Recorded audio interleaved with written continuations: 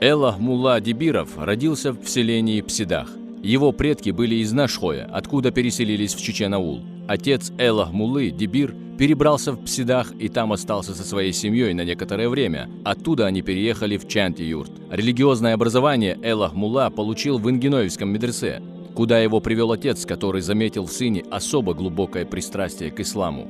Духовным наставником его был Абу-Шейх из селения Ташкичу, Аксай, Дагестан. В конце 1850 года Абу-Шейх, после того, как убедился, что его ученик утвердился в религиозных знаниях и требованиях в своих стремлениях и готов проповедовать ислам, объявил Элах Муллу своим правопреемником.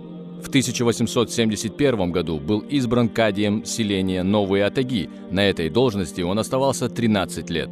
Проповедовал накшбандийский тарикат. За пропаганду мусульманской религии и деятельность, которая в корне противоречила идеологии и политике царской России, он, как и многие другие богословы, был выслан в 1884 году.